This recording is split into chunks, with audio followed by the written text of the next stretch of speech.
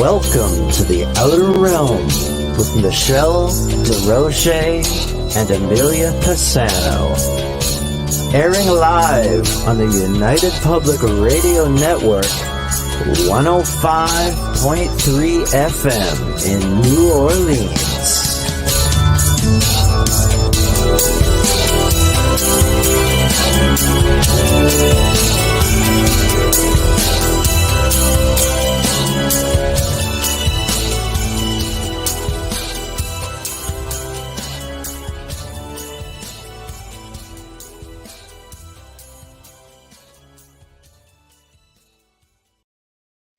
Hello, hello. Happy Thursday, everybody. Welcome to the Outer Realm. We are doing a special show today. It's live for those on the Outer Realm YouTube channel, but it's going to be recorded for the actual live show this evening. So tonight, of course, we'll be live on the United Public Radio Network UFO Paranormal Radio Network 105.3 from the Gulf Coast and 107.7 FM from New Orleans. Fully sponsored by the amazing people over at Folgers Coffee, who have been a part of our journey since day one. Also, big thank you to Justin Snicker, aka Dr. Snick, the Sonic Surgeon, for his contribution of his time, his music, and his voice for the intro that you just heard. He's an award-winning composer of Halloween, horror, sci-fi, and dark wave electronic music, which can be found at all of your favorite music streaming platforms. Also, big thank you to Steve McGinnis, the artist behind the logos and banners here at the show. Check him out on Facebook and Instagram. Also specializes in the horror genre, does phenomenal commission pieces of any sort, books, comics, you name it. He's your guy. So tonight, you guys will have the pleasure of listening to the show. And for those who can make it and tune in today, kudos to you. You were listening last night. Anyway, we welcome the return of our dear friend, and as I like to say, frequent flyer guest, Mark Olly, all the way from the UK. He is definitely a repeat guest because he's got so many amazing things to talk about, wealth of information, loaded with knowledge, the kind of guy you could just sit down with and, you know, sit at a pub and just pick his brain till there's nothing left because there's just so much stored in there. So we're going to give it a whirl today. So the topic of conversation is the real Da Vinci Code. So controversial, you know, some people are all about it. Some people are like, that is ridiculous. Then there are people who get into the conspiracies. There are people who have written about this and ancient bloodlines, and some of it has nothing to do with it at all. Right? So without further ado, Mark Olly, how are you? Hello, nice to be back. Oh, thank you. I love it. I love it. As I always say, one of these days you're going to switch me on like that, and there'll be nothing here but a beard. I know. It'll just be a beard, you know, with a pair of glasses peering through. It's I just know. getting out of control, isn't it? I love it. But I am so glad you're back because, you know, every time we do a show, we sort of like jam about it and like, oh, we need to talk about this or we need to talk about this. And then we just book you in for the year and then we just come up with all sorts of different things that we can talk about. And this one, we've kind of bounced around like quite a bit, haven't we? Because I think it's been in the background from day one. You know, we came together and we mentioned Templars, and then inevitably it goes to the Da Vinci Code, and it was like, shall we do it? Shall we not do it? Shall we do it now? Shall we do it later? Yeah, because it's just so much. Like you don't really know which way. Well, I mean, there's a lot of ways that you can go, especially when you incorporate the Knights Templar, and I think that was one of our last or second last episodes that we did. It was very, very detailed. But if you are following suit with them being keepers of knowledge and a secret bloodline and things like that, then, you know, it could get hairy. It could get hairy. It could.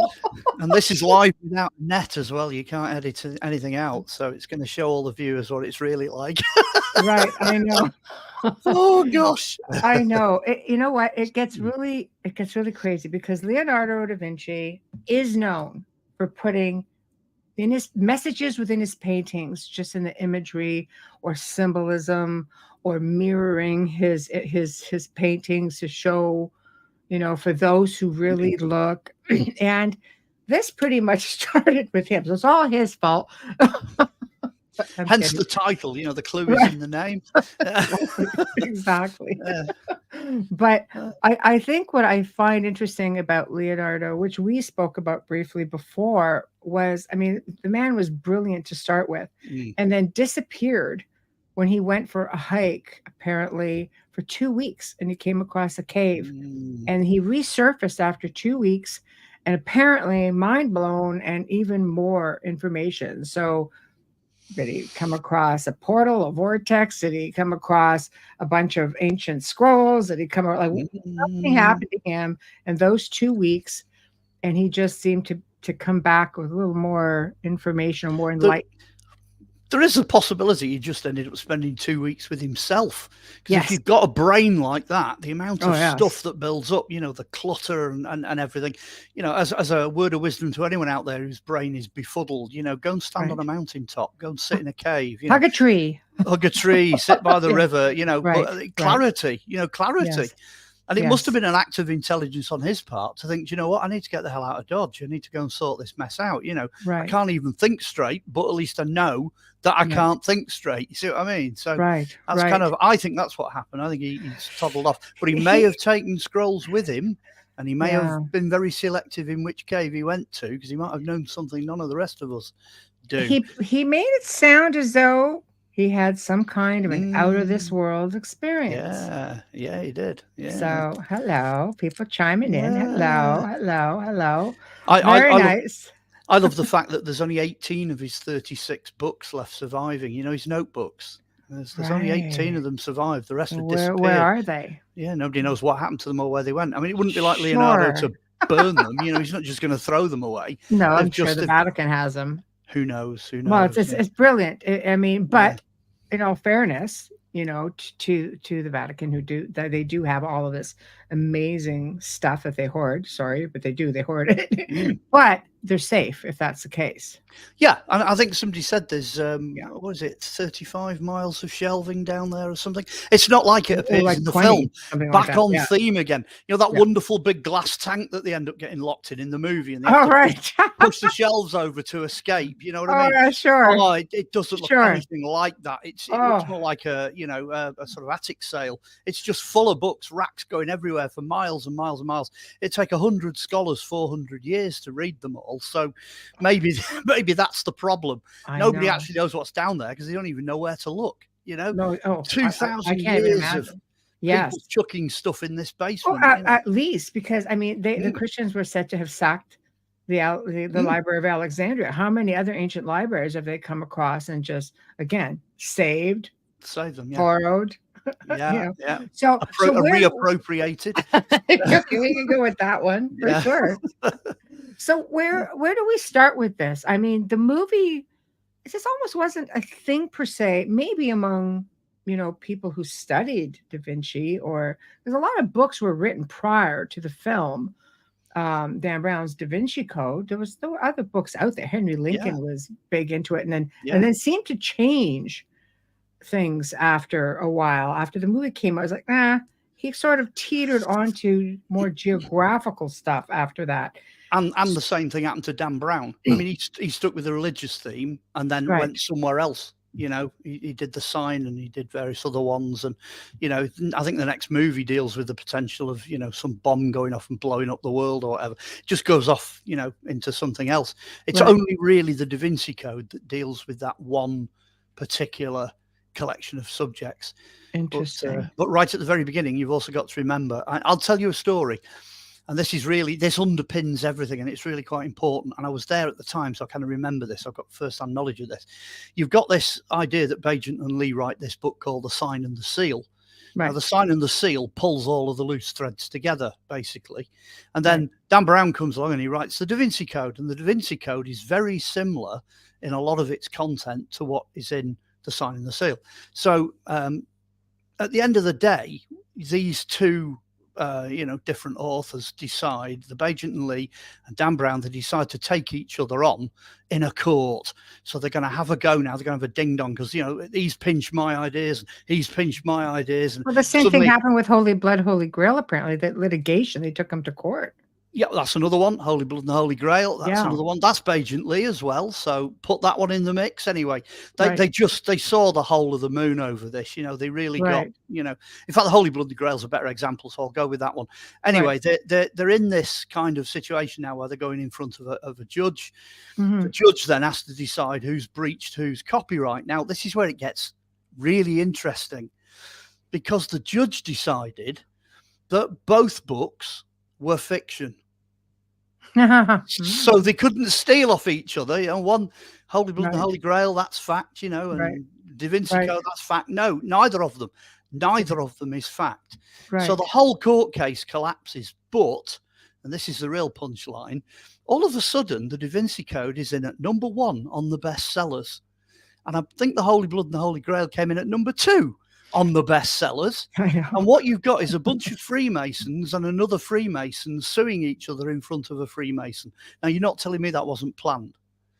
Oh, it's on purpose. Of course, it's deliberate.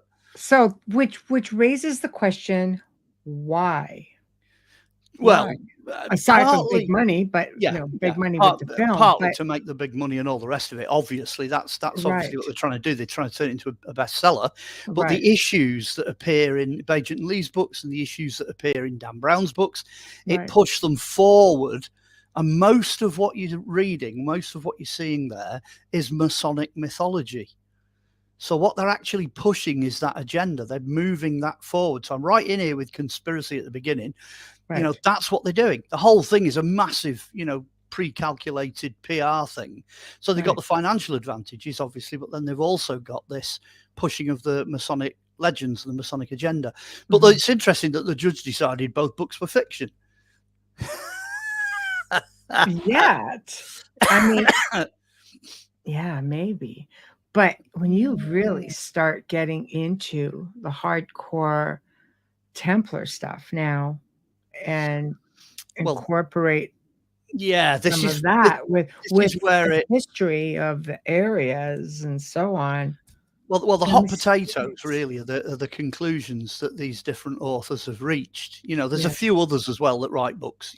Gardner does, and a few others come up with all these different conclusions. And what you've really got to do then is you've got to have a look at what material they're playing with. And very often it'll start with a kernel of truth. There'll be something behind it that's a historical fact, or it's a physical fact, or it's something that's well established in literature and archaeology and history and what have you. And what they then do is they stretch it. They very slowly stretch it and move it to somewhere else. And somewhere along the way, they'll start chucking in other bits of evidence. That one you showed me early on about the Bloodline, that is an interesting one. That's the Gardner one. Is it Bloodline of the Grail? The orange one with the orange cover. Oh, that one. Genesis of the Grail Kings, which spins off the Dragon Legacy, which leads to conspiracy. So you start with this one.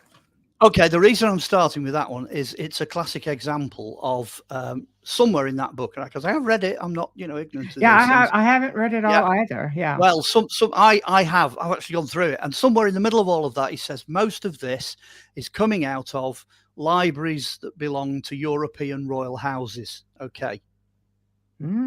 How the hell is anyone going to check? Right.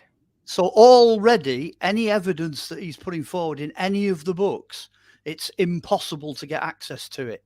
Right. You can't borrow it or read it or go to the library and see it. It's not in the public domain.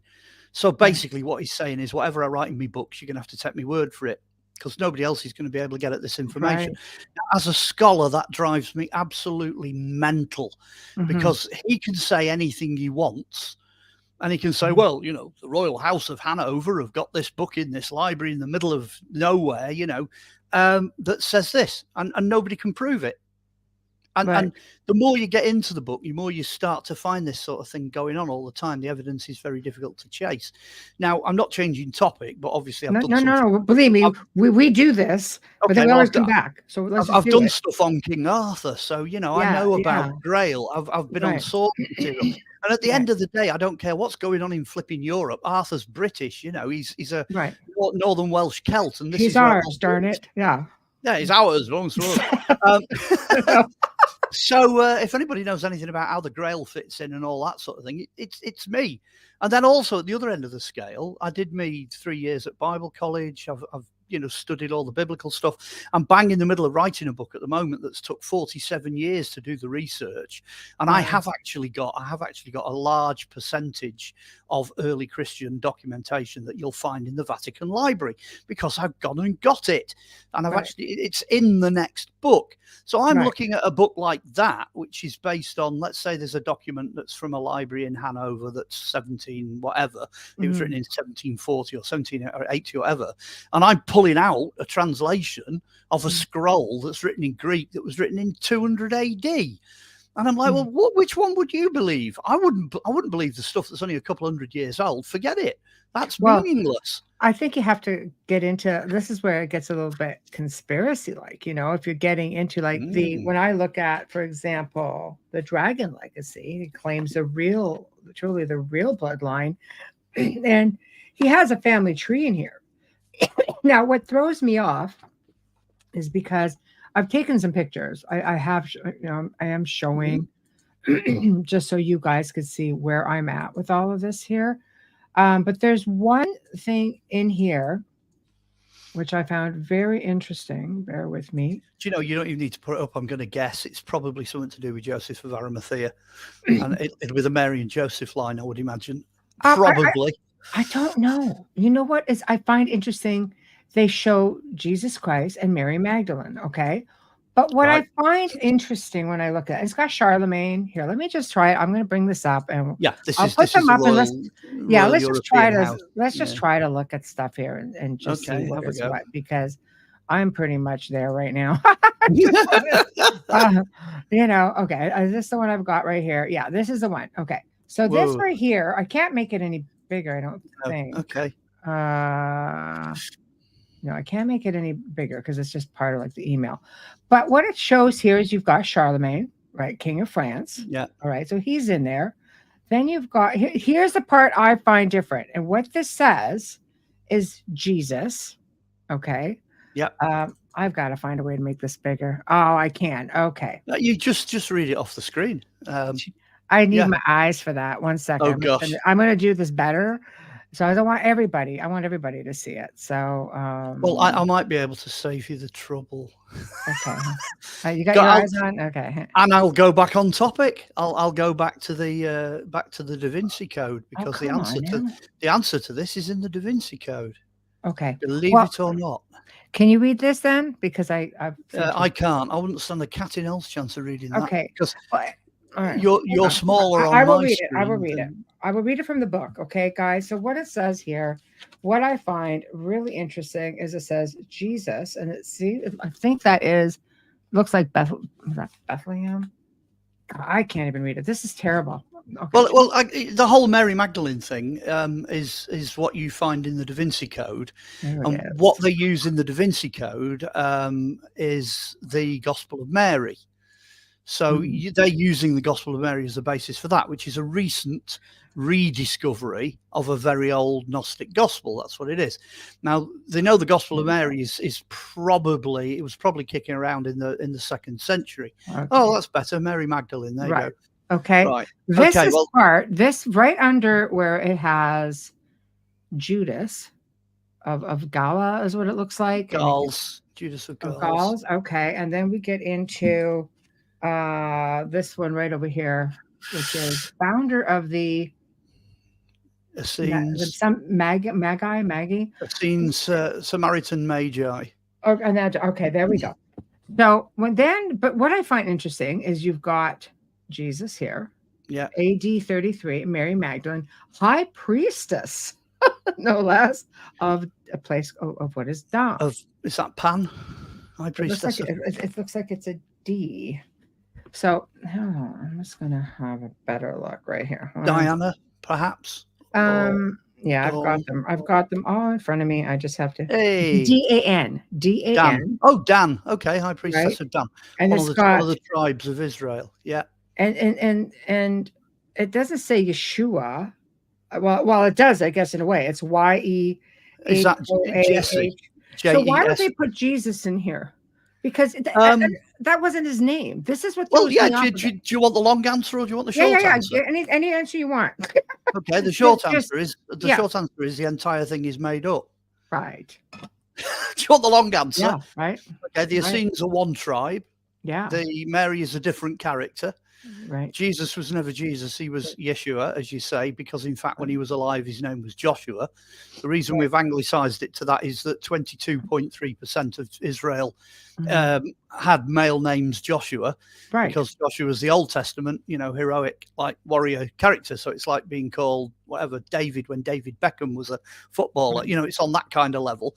So that's why we call him Jesus, because it's the Greek and Latin anglicization of his Hebrew name.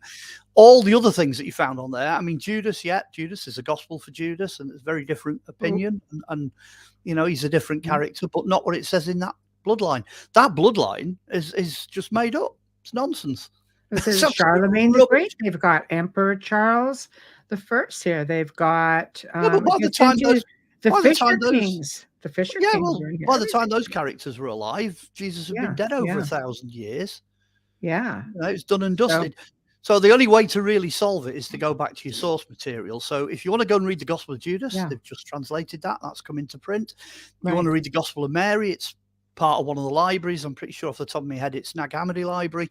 So go and have a read of that, because that's in there. And what you do is when it gets to the bit in Da Vinci Code where he's reading, and Jesus kissed Mary on the lips. Oh my gosh, yeah. Well, what it actually says in the Gospel of Mary is it says, and Jesus, because all the words are corrupted and they try to put it back together again. Then you get the word kissed, and then it's implied that it's Mary, and then the rest of the document falls apart. So the rest of it's reconstructed when you see the original thing. So it doesn't tell you where he kissed her or why he kissed her. Could he give her a kiss on the cheek or the forehead or whatever? And it in certainly no way does any of these extra gospels or the extra canonical material, none of it gives anything away whatsoever about Jesus' relationship to Mary. The fact that they say she's a priestess or she was a prostitute or whatever label they give to her is all Catholic fiction. It was all made up. She allegedly came from a fairly wealthy Egyptian family, didn't she? Well, she could potentially be the one that anoints Jesus's feet. So she could be that Mary, as in Mary and Martha, in which case they're just an ordinary middle class, average Israeli family. That's it at that time. Well, Hebrew family at that time. That's what they are. So that's what a lot of the scholars think, is that she's the Mary from that.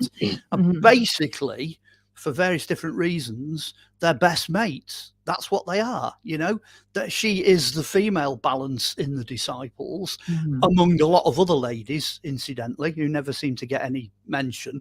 So that's quite radical. The other side of it, there was almost as many ladies, if not more of them, than there was disciples. So what Jesus has done, his group is extraordinarily balanced.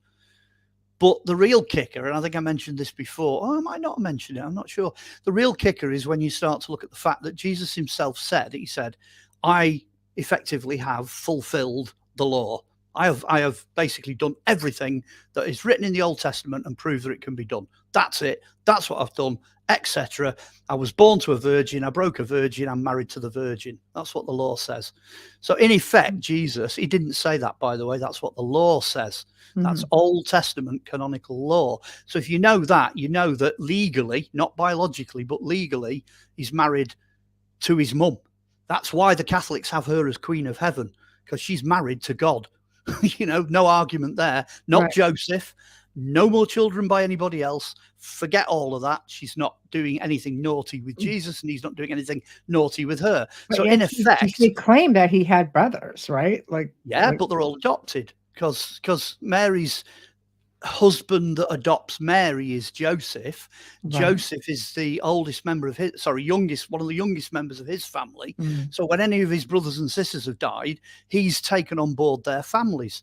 And that's why Jesus turns around and goes, when they say your brothers and sisters are outside, and Jesus says, well, that's not true. My brothers and sisters are here in this room. He wasn't being nasty. He was just making a point that the rest of them are adopted. They're not biologically his anyway. Right. Nothing to do with him. So he stands alone. He is a product of Mary. So that's the whole point of the virgin birth and the divinity side of it, which gets conveniently brushed under the carpet. Oh no, we can't be having any of that miracle nonsense. Can't possibly be the person that he said he was. So that all gets brushed under the carpet. But he is absolutely legally, federally, he takes the role of the husband. When Joseph disappears out the narrative, he takes the role of the husband with Mary. And that's how it should be. I mean, a lot of the pagans out there will be going, yeah, no problem with that. The god marrying the goddess. Yeah, no problem at all. That's precisely what is supposed to happen. Well, I mean, you look throughout ancient cultures. But they don't produce any kids. No kids. No bloodline. So essentially, what you were saying is that there is the idea of a royal bloodline between Jesus or Yeshua and Mary Magdalene is a complete no-no, total no-no. So their kids would have been like the kings of the Merovingians. You're saying no, they made it all up. They invented all that. The whole lot of it's just total, complete and utter nonsense. It's unsupportable. It doesn't fit the early narratives of the church for about the first 400 years up until. But we know that the church likes to tell tales, though, and they like to hide stuff like that, right? I am not disagreeing. I am not disagreeing in any way, shape, or form with I have to play all the conspiracies. Well, I'm kind of doing that, but in a different way. What I'm actually kind of saying is all this nonsense, all this rubbish that's being put out actually hides the truth, and that the truth is actually more radical. It's like an open secret, that the Catholic Church has wanted to bury for the last 2,000 years. The idea of Jesus and Mary also doubling as husband and wife, God and goddess. I mean, we're on the solstice, for goodness sake. So it's like, wow, that's true. This is a massive, changeover between God and goddess is taking place now in the world of nature. Well, all of that, the Catholic Church just wanted to get rid of that. Let's forget it. Let's wipe that out. Let's do away with it. But if you were to turn the clock back 2,000 years to when Jesus is actually walking around on planet Earth, that's what he had to deal with. That's the people he was talking to. That's what was going on, put it in context. All the stuff that's been made up since just covers it up. It buries the truth, I mean, this idea as well of them acting as husband and wife, the marriage at Cana when they run out of wine and they go to Mary, his mum. She says, don't speak to me, go and speak to the master, because she's sending the authority up the chain to the person that she's attached to. He's dying on the cross, and he says to John, the only disciple that's there, he says, mother, behold your son, son, behold your mother. He reassigns the role of husband for his wife to be cared for by John. Now, that legally, that's perfectly fine, but only the husband can do it. If he was just the son, he couldn't go around telling his mum what to do.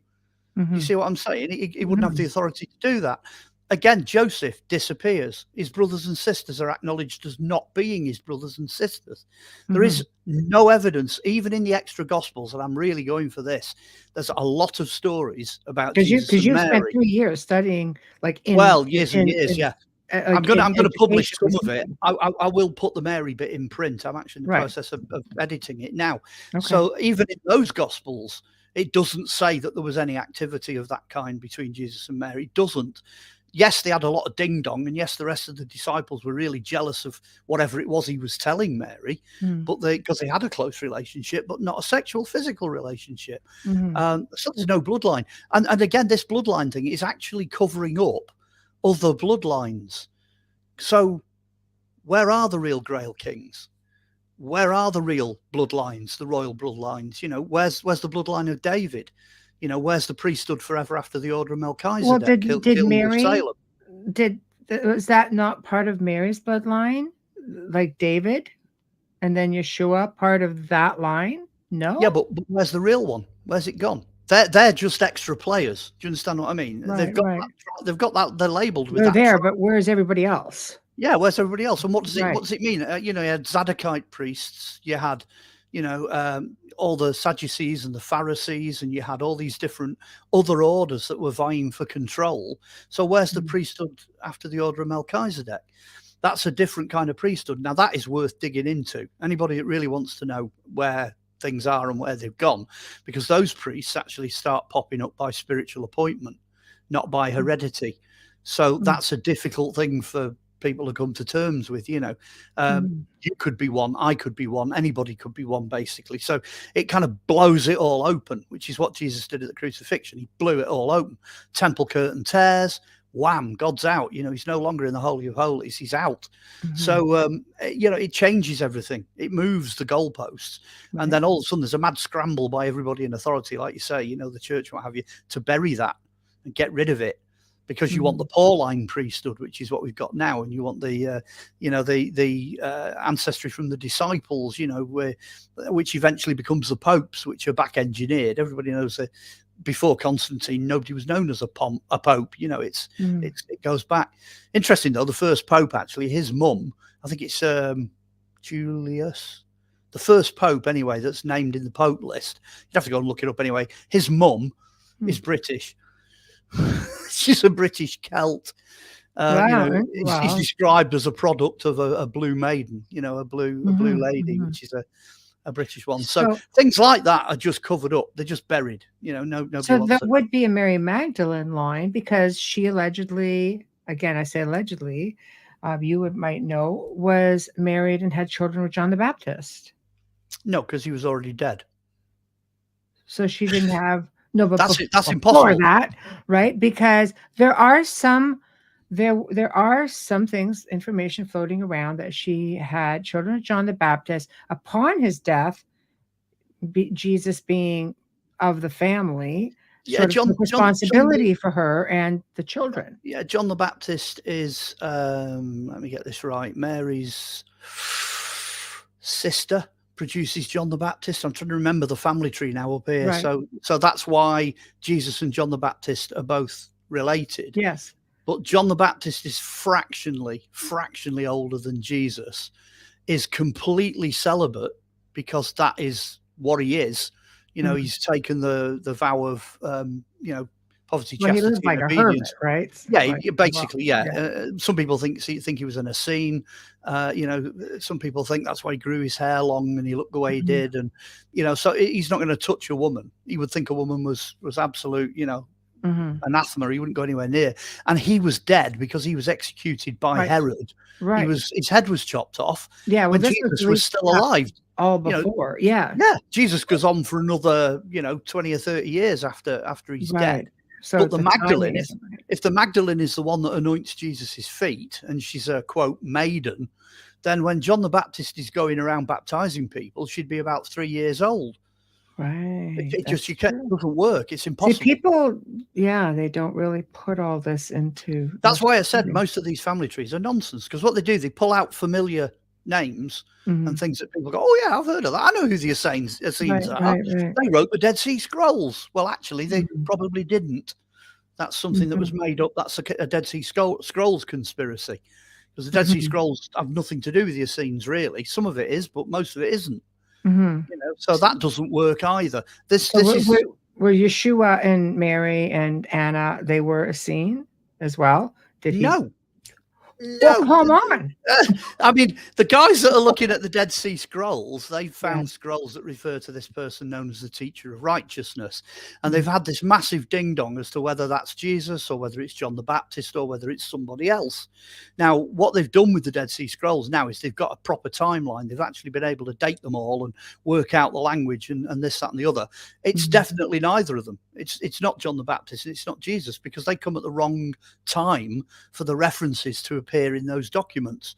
I think the documents are actually older.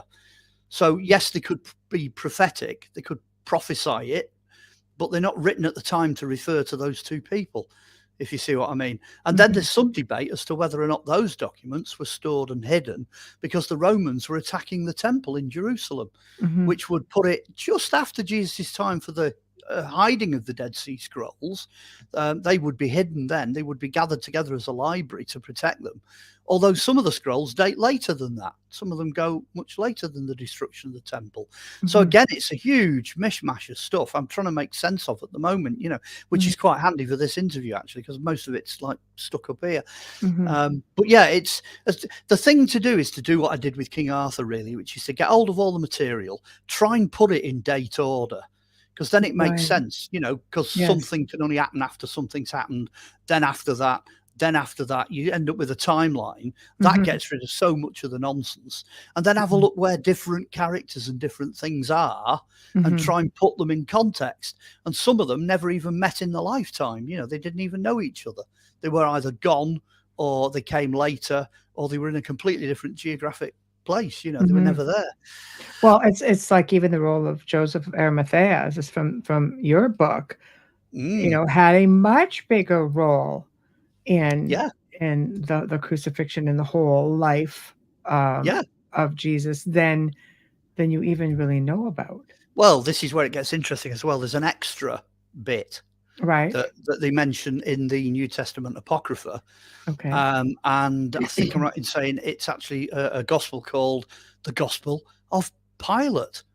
So the Roman guy that executes Jesus, his wife, we know this from like ordinary gospel material. His wife had a dream and basically converted and became a Christian and went to Pontius Pilate and went, "You do not want to execute this bloke. Do not do it." And at this point, Pilate is still a Roman. And this is where it gets really interesting because he goes ahead and does the execution, but then he washes his hands. That's the famous, I wash my hands of this. I am not responsible.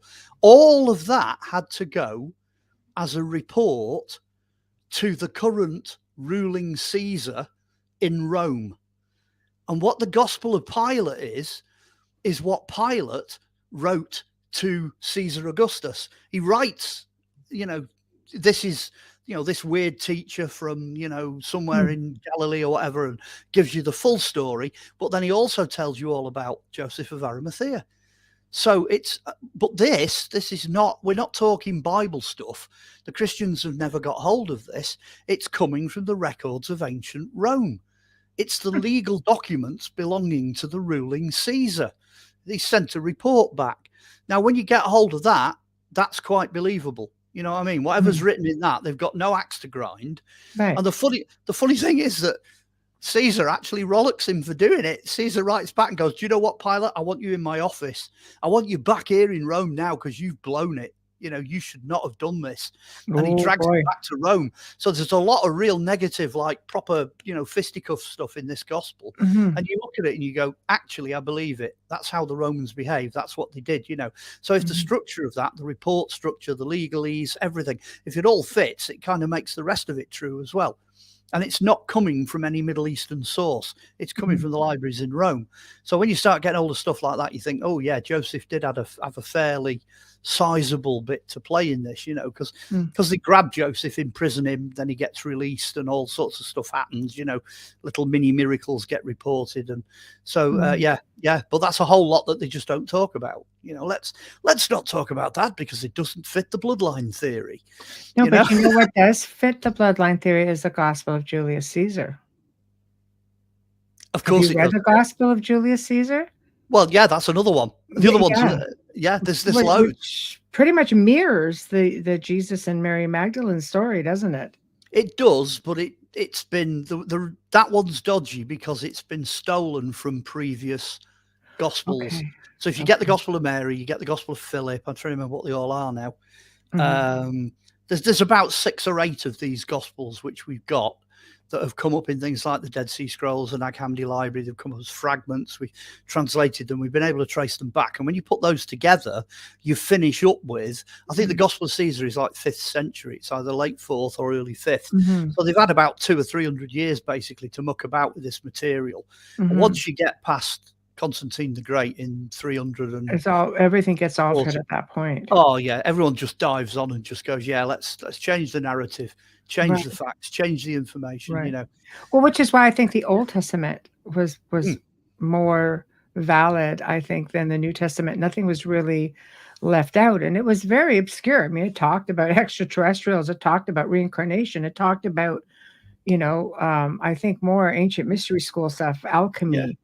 Well, But people don't see it as alchemy. Those are what miracles was. It was like alchemy. You could do pretty amazing stuff.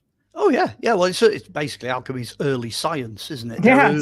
They're early scientists. They're Yes. mucking about to see what can happen. You're absolutely right with the Old Testament, because it was so protected, it was so guarded, it was so revered, that it just became like a flat, fixed thing, and they don't try and explain anything in that. If it's a whirling wheel full of little beings, they don't say, what it looks like or whatever. They just say it's a whirling wheel full of little beings, and that's that. There's no interpretation placed on it, nothing added, nothing taken away. They don't muck about with it, which means chances are we're getting that in an unedited form. It's not been plagiarized or changed or whatever in any way. The New Testament is just about hanging in there, if you know what I mean.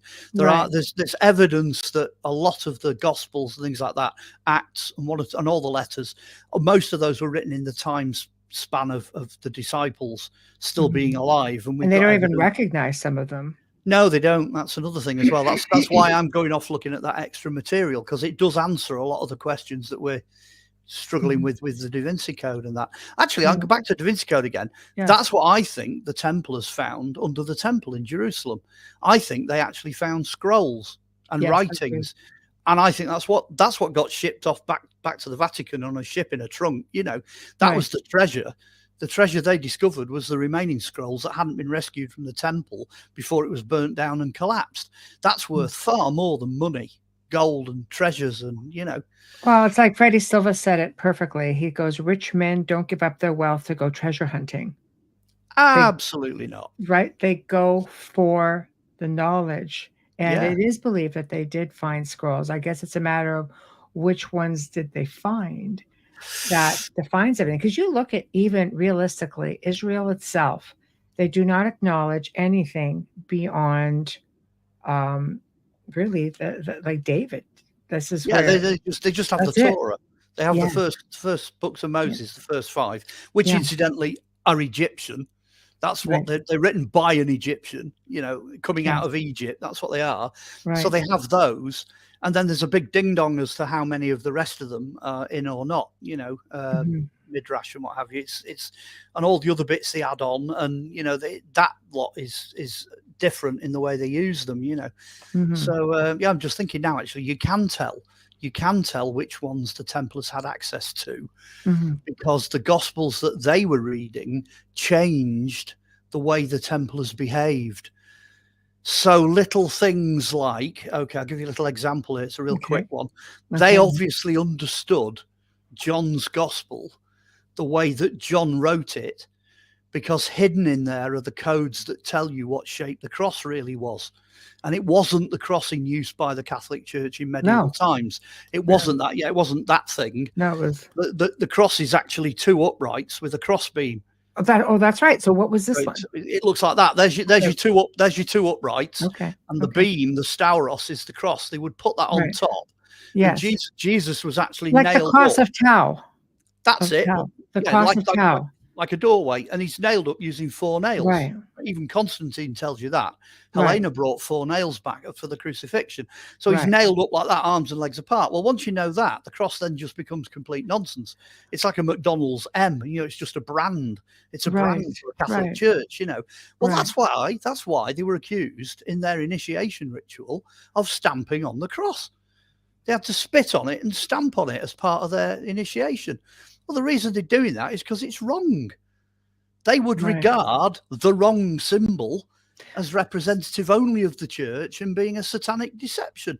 But they also revered their most important person who they were following was John the Baptist. That's to do with the ancient head, right? beheading. The beheading thing. That's because they believe the soul resides in the head. That's right. So you again, belief system. That's a scene.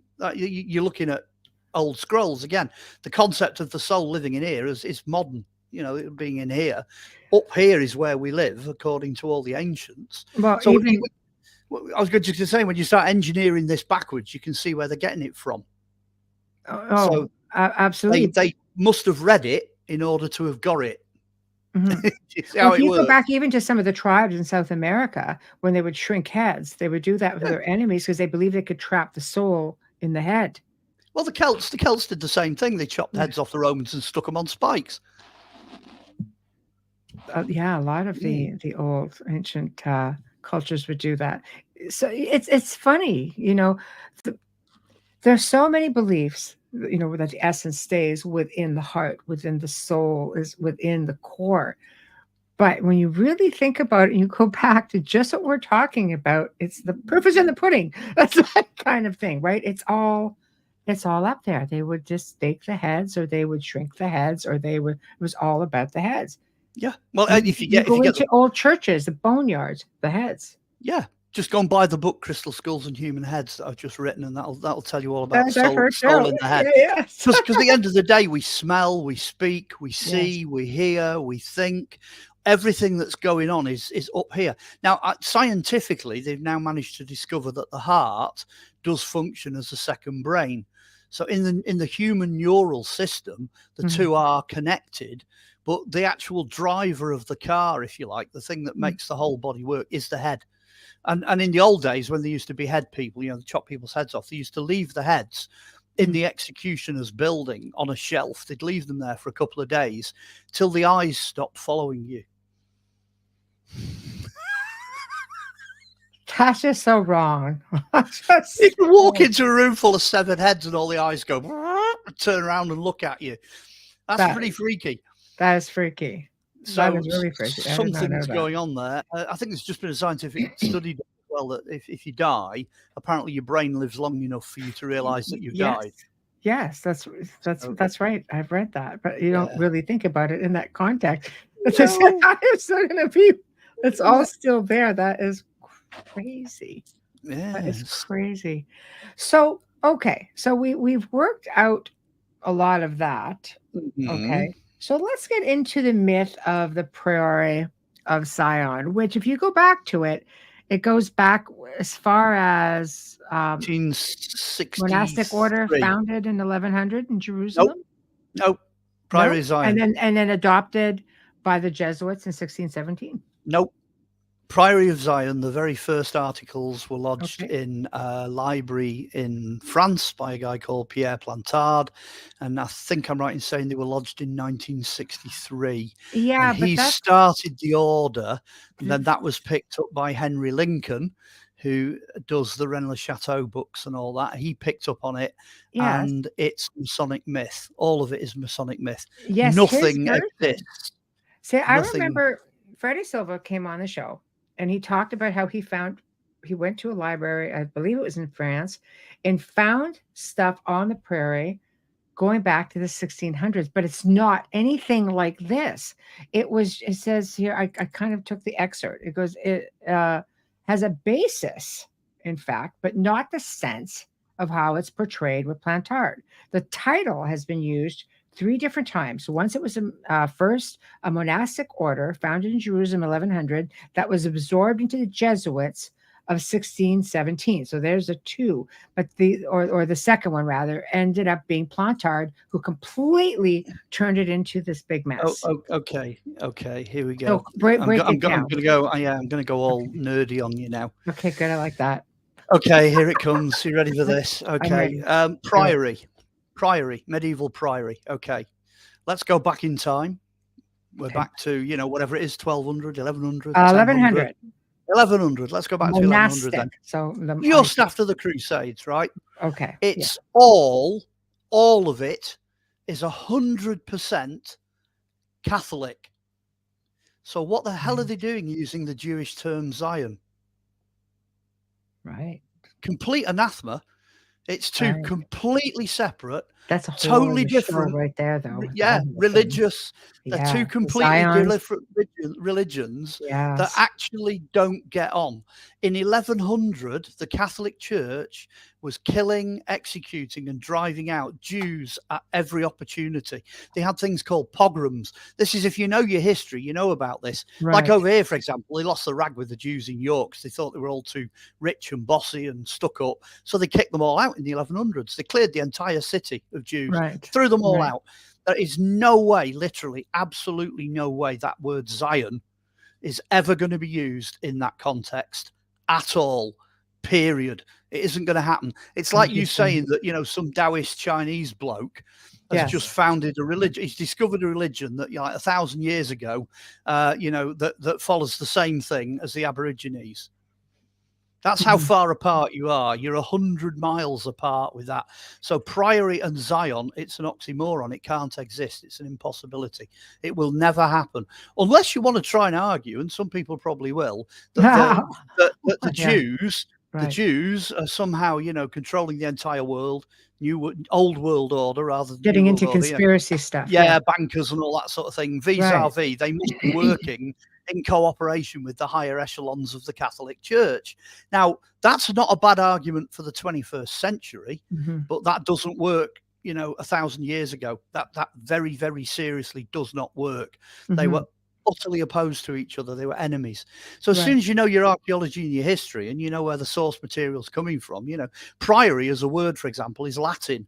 Zion is derived from Hebrew. So they don't even come from the same language, you know. Wow. There you have it, folks. You know, all authors now are going to be chewing the knuckles off because I am tearing strips off them. And I will declare publicly there is no argument they can come forward with that will change historical fact. They can't do that. So no matter how they want to get, you know, bombastic and start throwing all this stuff at me, I will tear it to shreds. I almost dare them to do it, because if they do it, I've got the source materials. I know what I'm talking about, you know. Right. So you know, it's almost, you know, some people might argue that because, again, you know, the Bible has sort of, the church itself has come under a lot of fire for, we're going through an age right now of what I guess a form of awakening where people want to know the real history and the sources. It's not like the Vatican just says, here are the sources. Like the fact that they keep it and it's not all made public for people to look, because then they have to admit that there may have been a smidge of deception in there. And that's not just, you know, looking at it from the other side. It was invented by Constantine, right? Because his mother decided, you better do this. You're going to hell. Looking at it from the other side, through the 1990s, there was just a shed load of nonsense. Tons and tons of nonsense just came pouring out. And as a result of that, they, prior to that, they'd actually hidden everything so that didn't happen.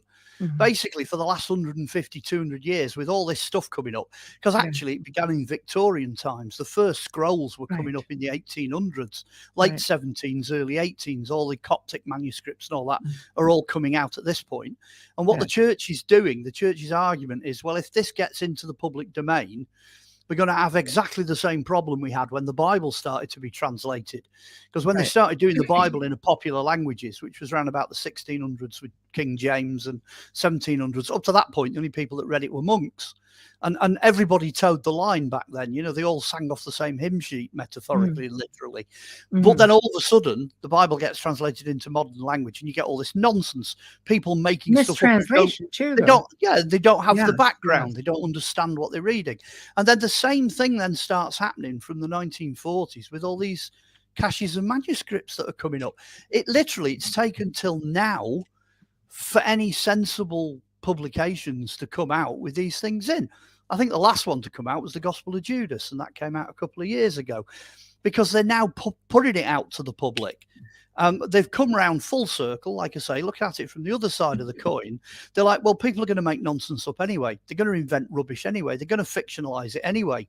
So what does it matter? We may as well release it all anyway.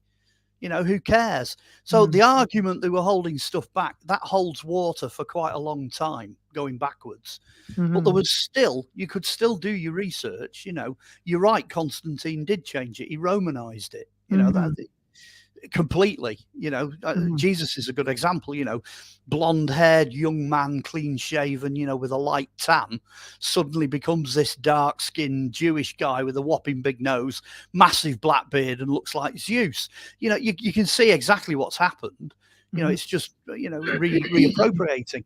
Well, the same thing now is happening with all those manuscripts. Now they've got access to them. Nobody seems to be bothered to go back and look at the source material and actually interpret it, in context. It's not easy. Textual criticism is a skill in itself. It's a whole thing. It's an academic thing to be able to do it. Trying to work out what they actually meant, from translating it is damned hard. And they don't always get it right. So you're right to say that a lot of it has altered over time. A great example was somebody did a translation for the Eskimos, and the translator wanted to translate this word fruit, and he started going through all the different fruits. But Eskimos don't have fruit; they live on ice. It's a white wilderness. So what do? You can't put apple or orange or, and they were screwed. I don't know how they resolved it in the end. Trying to translate it so that Eskimos could read it. I can't remember how they did it. That's so you get a lot of these weird things coming up where there's a great translation about the tabernacle. Moses got the plans from God, and they had to pack the tabernacle up. So they made a dust sheet for it out of badger skins. And then some bright spark looked at that and went, well, there aren't any badgers in the Middle East, so how the hell could they do that? Well, the word badger translates as dugong. It's actually a seal skin. Right. But the guys that did it didn't know what a seal looked like because they were translating into English. That is part of it. You're going way back. Right. But the dugong, which is the seals, that was what the Egyptians used for leather. So that is actually correct. That's the correct translation of it. But badgers is completely wrong. You got this impression that there's this big baggage train that's got black and white stripes all over it, going through the desert. Nah, that's completely wrong. Right. So you've got to make allowances for this transliteration that goes on and stuff like that. But that is a good example of how to do your due diligence, do your homework, and go back and have a look what the original stuff says. Half the people that produce these books, they know at the outset that they're making stuff up. They reject the evidence that contradicts, and then they don't look at the evidence that they want to use properly. So you end up with fiction. We're back to where we came in at the beginning. That judge, looking at the Bagent Lee stuff, Holy Blood and the Holy Grail, and signing the seal and all this kind of stuff. They're looking at that, and they're just going, no, you're making all of this up. And it is a Masonic myth, and I can confidently say that because I know quite a bit about the Masons as well, so I know where they're coming from. Right. They're delighted to have their stories accepted as fact, but there's nothing to support them, I'm afraid. So what became? I mean, obviously, a lot of this is centered around the south of France. Yep. You have people coming to the area. Mary Magdalene and 3 Marys were said to have gone there, allegedly. Jesus Christ or Yeshua. Like, do you believe he traveled? Like, a lot of people believe he traveled in his years to different parts and studied with the Celts and studied with, you've got to kind of look at what's possible. If you look at what's possible, the idea that he was nailed to the cross but survived, that's Gnostic Gospels. That's in, I think it's Gospel of Judas, actually, funnily enough, that he survives and he lives on, and then he goes off to evangelize, all these different places. You've then got to look at that and go, well, hang on a minute. Whoa, wait a minute. The majority of people are agreed that he died. So the next question is, what is Jesus doing in somewhere like India? Well, the simple answer is that there's so many people with that name, because it's not Jesus, remember, it's Joshua. There's so many people out there who are following Christianity with that name that, of course, Jesus can go and evangelize India. It's just not the same Jesus. So what you then do is you can write some of those off. Well, not write them off, but you can, how can I put it? You can believe them to be true, but you've got to be sensible. You've got to look at the evidence and think your way through it and go, well, yeah, of course, it's somebody called Jesus preaching that gospel. It's just not the resurrected Christ, because he's gone. That's the end of that. But then if you go back the opposite direction, you say, well, is it possible that Jesus might have come to, say, Cornwall, with Joseph of Arimathea as a tin trader. Mhm. Well, funnily enough, archaeology actually kind of backs that up. There's Okay. so much trade, the unbelievable amount of trade going on. Mhm. Bronze Age, Iron Age, Roman period, you know. This would have just been before his preaching years, obviously. Yeah, so you're talking about sort of the lost years, if you like, you know, when he's Yes. from his teens up to when he starts preaching, you know. Mhm. There's a good number of years there where Joseph could have said, you know, come on, mate, this summer, let's go over and have a look, you know, let's see what you think of this and see what you think of that. So he may have come to Britain, he may have gone to the south of France, he may have met the Druids, you know. It's a possibility, you know, that could happen. You know, that's fairly realistic. But the Mhm. idea of him just going on for like hundreds of years after he's died, no, that Right. is just not realistic. What Well, happens no, is you end 100 up, yeah. yeah, you end up with all those evangelization legends and all this, that, and the other, and him living on forever. And, you know, it's Mhm. like Elvis working in a chippy in Birmingham. You know, this guy never dies. It goes on forever.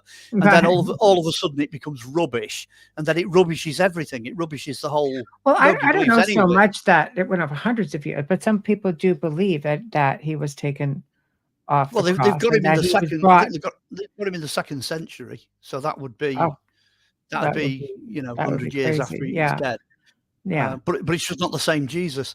You've also got the problem as well of names, because back in the day, if you were Israelite, Mhm. you were somebody bar somebody else. So Mhm. Jesus would be Yeshua bar Joseph, because Right. he's, you know, Yeshua son of Joseph. But the trouble is, there was probably several hundred Yeshua bar Josephs just living Right. in, you know, Jerusalem alone. There's just loads of them, because they hadn't actually, you know, sometimes they used where you were from. Mhm. Jesus of Nazareth, because he was born in Nazareth, so they'd use Mhm. that. But there aren't any second names, and that goes on like that for quite a long time, right up to the Mhm. time of Constantine. So you Mhm. might have like 10 million Jesuses all over planet Earth and not Mhm. know which one's which. That's Right. believable. That's quite Right. acceptable. So, you know, the Templars who were believed to have been keepers of sacred knowledge of this, you know, I mean, I think it goes far beyond just whatever bloodline. I think it goes on the sacred knowledge that they found Yeah, on the Temple Mount, yeah, maybe artifacts, maybe yeah. what is it you feel, you know, keepers of sacred knowledge or, you know, relics like the Sinclairs were said to be keepers of holy relics, for instance. Where do you think this all fits in? Because when you're looking at the Da Vinci Code, Dan Brown's version, Mm. they're all right in there. There's a whole lot of mix Yeah, up there's in there now. you've got the Treasure of Scotland, and you know, you've Everything, got Ark of the up at Covenant. Rosslyn, you got the Ark of the Yeah. Covenant, you've got Yes. Bloodline, you got the cryptex thing going on. There's just multiple layers. You know, Rennes Le Chateau, that's the big one. they end up at Temple Church in London. You know, that's where the Mhm. punchline is at the end. So it's all Mhm. in there. And Da Vinci's interesting in himself because he's alive in the 1400s. So technically speaking, there should be no Templars because they've already been outlawed. Right. And yet you still have them. You know, they're still fighting in Scotland. The Templar flag's still flying on the ships that Christopher Columbus is using, you know, out of Spain. So they're still there. You know, there's Templar influence still going on in northern Italy. You know, they don't just vanish. You know, Switzerland's got all the treasure because they've got a red Templar sign on a white flag. You know, you can see where it's scattering. It's going all over the place. You know, they didn't wipe them out. In 1380, the Catholic Church actually forgave them. Yes. You know, it came out, they went, they're forgiven. They never did anything wrong. We just forgive them. That's it. At which point the Templars could have started again if they'd have wanted. They could have just come out and gone public. They also scattered to areas where the reach of the King of France, the reach of the Pope, didn't exist.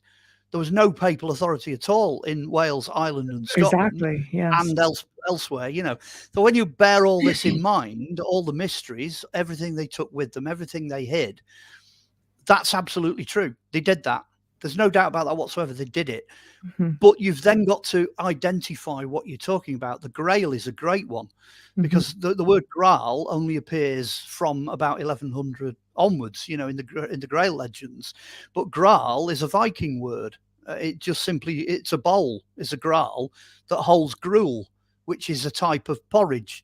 And what they would do is they'd pass that round on a Viking ship. They'd have a big one made out of green stone steer-type bowl. They'd send it round and it would keep the crew alive on a voyage. So what is Jesus doing at the Last Supper? He's got bread, it's in a bowl, and he's passing it round. Right. You see what I mean? I mean, Christianized Vikings would just refer to that as a Grail. A Grail. That's what it is. That's what it means. Now that's been a complete mystery. Nobody's been able to explain that for 1,000 years, because nobody's bothered to look at the Viking angle, because they're all Vikings. Everybody that's there in the 1000s, 1100s, and 1200s, they're Vikings. Yes. Yeah, the Vikings don't come to an end until the 1400s.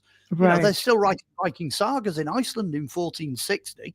Yeah. So once you understand what's going on, once you do your history, do the due diligence, that's what a Grail is. But the true meaning of a Grail is any vessel at all in a religious context that serves alcohol, which is the wine, and something produced from grain, either bread or gruel or porridge or whatever. Now that as a set of symbolisms, I know that as an archaeologist, that's been going on since about 10,500 BC. That came in with the onset of farming. Do you understand what I mean? It's older than Babylon. We've analysed vessels, the actual containers, and some of them have got alcohol in, brewed from grapes or fruit or honey or whatever, and some of them have got bread-based products in. So that's porridge and things, made with milk and stuff like that. So that ceremony, which happens in the Old Testament with Abraham for the very first time in the patriarchal period, that's about 1300 BC. That ceremony is already thousands of years old. Now that I've just told you now, word for word, that is what the Templars knew. That's what they understood. That's what they inherited. They knew all that information. Move that to one side and you end up with all this rubbish and nonsense that's people writing now. So the public had no access to that in medieval times. It was something that the religious orders, the monks and nuns and priests and all that, they understood that because they were the ones doing the communion. Nobody else was involved. So yes, it's a Templar mystery. Absolutely. You know what I mean? Right. Yes, they've got lots of these grails. They're dotted all over the place. Right. And they are sacred because they were used in that ceremony. In fact, I even know where the Grail is. I think I've got a pretty good idea where the cup from the Last Supper is. There's two of them, the cup of the Apostles and the cup of Christ. And they're both in Spain. That's where they are, and it tells you that they got shipped over there after the Third Crusade or whatever it was. They end up over in Spain. And they're still there. The Knights of the Grail are in Spain and they still protect the Grail, the chalice. You can go visit it, stuck over the altar in a glass case.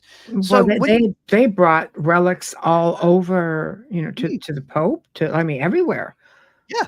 Some is even believed to have made its way to the New World. To America, yeah. So you've got nails, you've got shrouds, you've got pieces of the true cross, loads of them, grails. I mean, the other thing I always say to people, and they're like, "Oh yeah, that's a good point." That what happened to the rest of the dinner service at the Last Supper? You got plates, bowls, cups. There's a lot of people in that room. What happened to the blood that the Grail that they allegedly collected blood from? Yeah, the blood and the sweat of Christ, which is Joseph's thing. What happened to all the embalming fluids? What happened to all the stuff that was used when he was, preserved and put into the tomb? And it just goes on and on and on. Yes, you've only got one shroud. You've only got one face cloth. You've probably only got 4 nails. But even that was said to have been designed by Da Vinci. It's not. I can guarantee. The Turin shroud is real. I'm going to nail my colours to the mast. All the stuff that says it's not, they haven't done the work. They've not done the science. Right. They haven't done the archaeology. Well, they said that the church needed a miracle, and it's a first century burial shroud. That's what it is, and it's a type of photograph. And the blood stains on it are real. Let me try and remember this. They've recently done a thing where they dug out the samples again. And they started looking at all these bits of cloth with blood samples in, and they're like, do you know what? We can find out what the DNA is. And the two things that came out of it was, number one, it came up as being, I think it's XY's male and XX is female. And clearly the bloke on the shroud is male. There's no doubt about that at all. But the DNA came up as female. So you're like, hang on a minute, virgin birth. And the second thing to come up was I think I'm right in saying that the DNA, there's still a group of religious people living around Bethlehem now that have the same blood type I can't remember what they are. There's something odd like Armenians or, something really weird. But they're still there, and they're the ancestors of Mary, because Mary was there. You know what I mean? It's tribe of David. They're still there. Right. So that's what I was saying. Mary came from from the line of David. Yeah, but what I'm saying is that Turin Shroud's real because it ticks every box. Right. Medically, all the damage is perfect. It's got all the, it's a first century piece of Roman cloth. They can't reproduce it nowadays. The blood is right. The whole way they crucified him through the wrists and the ankles, not the hands. That's correct. It's definitely not Da Vinci. It doesn't look anything like Da Vinci when it's reconstructed. No, I mean, but there's a belief that there was some kind of that he painted it. Not so much painted it. I think this just came up on a show that's new called Mysteries Under the Knights Templar. What they say is that the Vatican may have made a deal of sorts with the Templars, and that I guess it had already been researching using camera obscuras, as they say, and something had to do with reverse imaging using chemicals. In the end, they say allegedly that it was not the image of Jesus Christ, and that they just used a regular body, and that Leonardo used his own face to represent the face of Jesus. How on earth they managed to get hold of the rest of the details then is a complete mystery. Yeah, there's even bits of what's out there. I mean, in the Turin Shroud, there's the pollen, there's actual pollen from Jerusalem, from that area. Like I say, it ticks every box. You just can't fault it. On a scientific level, there's things going on there that Da Vinci would have had no knowledge of at all. Like, for example, pumping the image into a 3D computer program, and you can pull the image out into 3D because the quote data is encoded in the shading in the shroud. Bearing in mind it's a positive image, and we can only see it when it's flipped into negative. Some people even think it's got coins on its eyes, which was what they did when they buried people back then. And they can identify the size of the coin, and they can tell you which Roman emperor was on the throne at the time, around about 36 AD, when Jesus was crucified, and the size of the coin matches the emperor. Now, Da Vinci's not going to do that. He hasn't got the foggiest idea. It just goes to show you, though, what's out there, and that information is relatively new. It is, as far as putting it out there. Yeah, I mean, the famous Colin Wilson book on the Turin Shroud is not bad, but I think he goes with the idea that it's dated in the 1230s because that's what they got on the carbon dating. Well, no, what happened was they took the carbon samples off the patches that the nuns had sewn on when it was damaged in a fire, and the fire is something like 1232 or 1236. So it's bound to come up as the 1230s. So that fits perfectly. The rest of the shroud, which they didn't manage to carbon date, the rest of it is a first century Roman cloth shroud. It's 2,000 years old. There's no doubt about that at all from an archaeological point of view. So there is so much new stuff that's come out since the Colin Wilson book. Absolutely loads. Yeah. So at the end of the day, this is not what we think it is. So you look, I mean, the relevance of Rennes Le Chateau, the relevance of, there was something about the area that made a lot of these really high profile original Templars, like Ct.Min.AP, for example, the Grand Masters. Ironically, my family comes from that, Alsace of Lorraine, the Templars of Lorraine, right? And I remember my mother on my mom's side, I remember my grandfather telling tales or stories that had been passed down, because in the war, he spent 2 years. He went back there and spent 2 years there before coming back.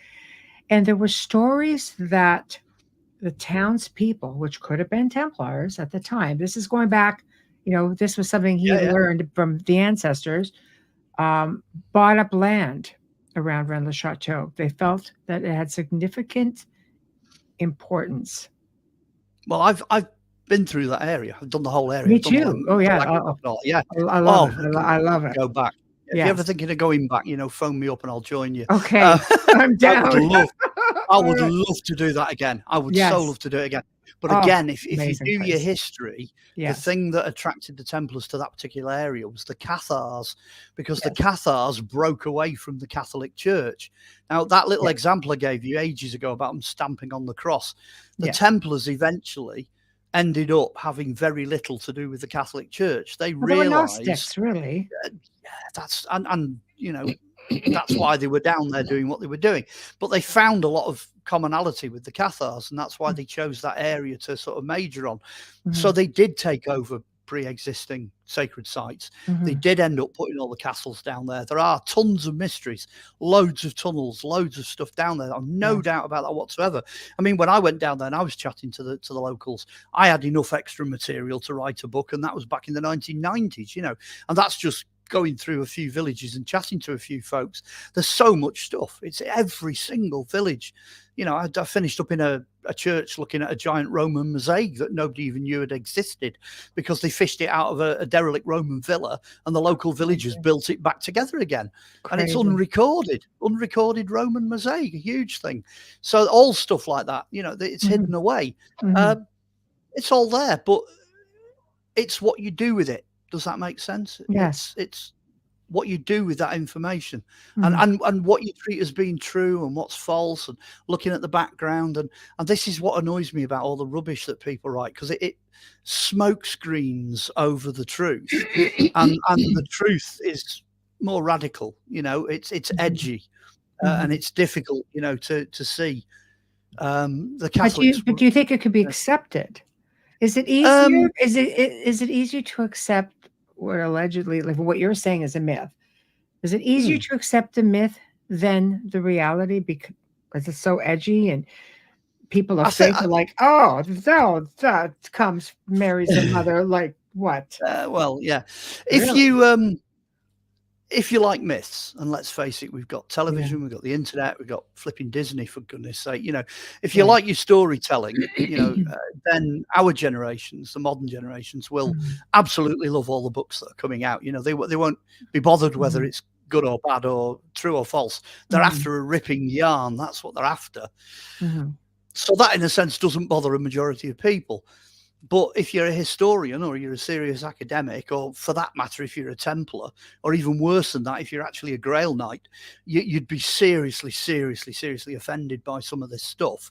Or you'd be really happy that nobody knew exactly what you knew. You know, you'd be trying to hide the truth. Right. So it's both. You know what I mean? It's both sides of the equation. Some people don't want you to know because they're trying to hide the information, and some people actually do genuinely like a good yarn. They like it to become a legend and what have you. But you know, I mean, I always give this as an example. You know, the History Channel, they do a documentary on the Templars, and there's these guys all dressed in superb flowing white, you know, big red crosses on the shields, and they're riding down, you know, the hillside, you know, giving it the wah, you know, big swords and all that. Yeah, right. On a medieval battlefield, they would be dead within seconds. Right. That's a lot of weight. That's a lot of weight. Well, no, they're white. They're in a desert. They're wearing white with a but it keeps you cool. I think that's the point. But the shiny armor, you'd cook. It would cook you. Well, you'd paint the armor out. You'd let it go rusty. You'd wear brown. You'd wear blue. You'd wear black. A proper Templar cross is no bigger than the palm of your hand. Right. And they're sewn on here or on the shoulder. Yes. Do you know what I mean? Anyone that knows anything about the military takes one look at a History Channel like that, and they just go, "That's fantasy. It's Hollywood." Because you're also facing an enemy whose most famous development is the compound bow. You know, their archers would just take you out like a sore thumb. Yeah, you'd be gone in seconds. So it's not real. None of it is real. Not even from a documentary and a visual point of view. And that really irritates me, because if you're doing a documentary on history, why would you put something out that's so transparently false? You know, it's just irritating for me. So presumably some of the listeners now will be going, I never thought of that. He's right, you know, by gum, you know, you wouldn't fight like that. That's not at all how the wars would have been. You start to get close. If you watch Kingdom of Heaven, the Bruckheimer movie. It was fantastic. Well, that is beginning to get closer to the truth. You know what I mean? Yeah, it was well done for its time. Yeah. You know, you're still going back, what, 15 years? 10, 15 Yeah, years ago. yeah, So it's yeah. coming It's along. Well, that's about as near as we're ever going to get. And there was a lot of stuff they couldn't show in that either. The big Right. pile of bodies at the end, you know, when there's defending Jerusalem and there's bailing in the gap and there's all this big pile of bodies. You know, there's stories from medieval times of body parts and Right. blood coming up to the height of a horse's bridle. Well, you know, you can't put that in Hollywood. You know, you can't cut people up on screen. But Right. that's actually what happened in reality. You know, it was like a butcher's shop. Right. So, Right. So what you know, about, Claudette asked earlier, what about the Ark of the Covenant? Because I mean, we've spoken about this and we know there's more than one. well, yeah, I'll give you the potted version. The potted version is archaeologically up to now. They've got about 7 of them. I think there was 3 in Tutankhamun's tomb. You know, these boxes, Yes. stand on legs, slide poles down the side, off you go. And they contain all kinds of different things, not just, you know, the 10 Commandments and stuff. They've not found the one with the bucket of manna, the rod of Aaron, and the 2nd edition of the 10 Commandments. They've not managed to find that yet. They don't know where that is. However, the evidence appears to point to the little chapel in Axum in Ethiopia. There's a church there and they claim they've got it. There's a guardian there. Nobody's allowed in. And it seems to point in that direction. And the other telltale thing is that every single church in Ethiopia doesn't have an altar. They have an ark. I've got one here, actually, an ark box from Ethiopia. And they've all got them. And there'd be no reason to do that if you weren't copying a master version. So I think that's possibly where that ended up. But if the truth be known, it's about 683 BC with the Assyrians attacking the temple at Jerusalem. The ark vanishes. It's gone. Nobody knows where the hell it's Do you know gone. what was the name of that archaeologist in the 80s who Ron allegedly Wyatt.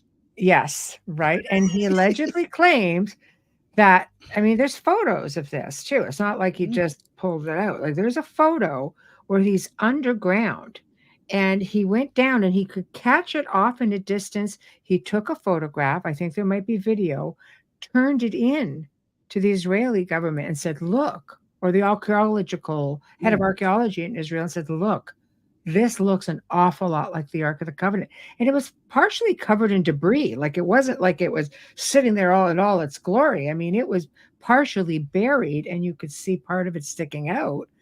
And they just sort of buried it and said they put an end to the excavation of that area. Well, I can't remember which mountain it's said to be on, but it is said to be buried in Israel, but it's stored with the rest of the tabernacle.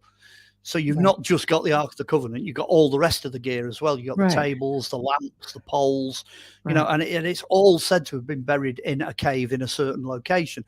Now, Ron's brilliant. I can't hold a candle to Ron. He's fantastic. I mean, it's a shame he's passed away. I don't think his son's as good, but Ron Wyatt was brilliant at finding stuff. So if anyone to be able to nail this one down, chances are it could have been Ron. So I'm not going to actually rubbish what Ron did. I think he was very brave, and I think I'll see if I can find a picture while you're doing it. He did the right thing by reporting it. Yeah. Well, he's an archaeologist, isn't he? So he does it by the book. Unfortunately, the rest of archaeology doesn't always work that way. But he wasn't the first one to find it, because I seem to remember the story being that a shepherd stumbled onto this mountain when the ice had retreated, because it freezes in winter. This hill, and the shepherd found the cave, and then it froze again.